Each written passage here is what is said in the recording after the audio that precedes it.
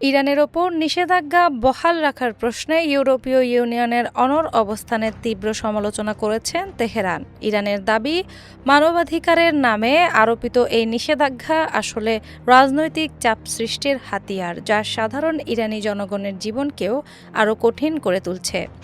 ইউরোপীয় ইউনিয়নের এই অবস্থানকে দ্বিমুখী, ভণ্ডামিপূর্ণ এবং নৈতিকভাবে দেউলিয়া বলেও আখ্যা দিয়েছে ইরান।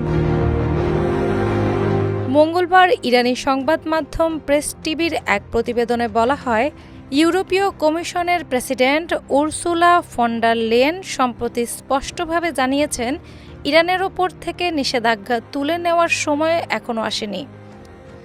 সোমবার জার্মানির বার্লিনে এক সংবাদ সম্মেলনে দেওয়া তার এই বক্তব্যের পরই ক্ষুব্ধ প্রতিক্রিয়া জানায় তেহরান। ইরানের পররাষ্ট্র মন্ত্রণালয়ের মুখপাত্র ইসমাইল বাঘাই সামাজিক যোগাযোগ মাধ্যম এক্সে দেওয়া এক প্রতিক্রিয়ায় ইউরোপীয় ইউনিয়নের অবস্থানকে সরাসরি ভণ্ডামি বলে অভিহিত করেন।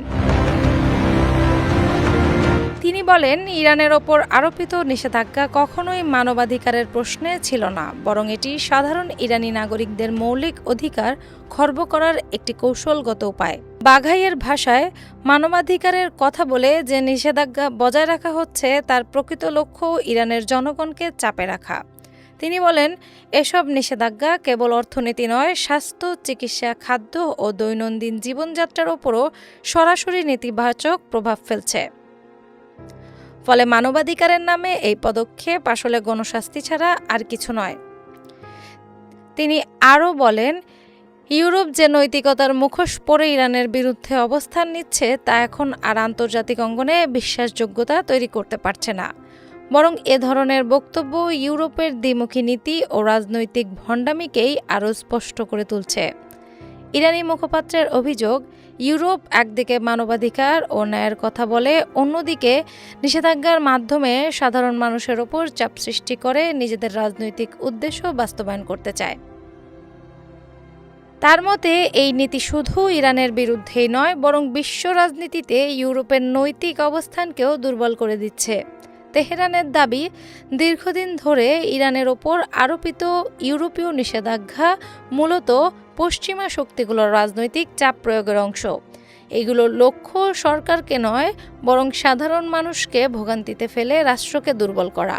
আর সে কারণেই ইরান এসব নিষেধাজ্ঞাকে অমানবিক ও অবিচারপূর্ণ বলে বর্ণনা করে আসছে। ইরানি কর্মকর্তারা বলছেন, নিষেধাজ্ঞার এই নীতি ইউরোপের নৈতিক নেতৃত্বকে প্রশ্নবিদ্ধ করছে।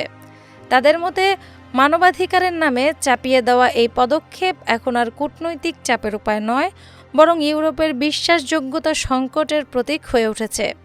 তেহরান মনে করেন, ইরান বিরোধী নিষেধাজ্ঞা বহাল রেখে ইউরোপ কেবল নিজেদের দ্বিচারিতাই সামনে আনছে না, বরং বিশ্বমঞ্চে নিজেদের প্রভাব ও গ্রহণযোগ্যতাও দ্রুত হারিয়ে ফেলছে।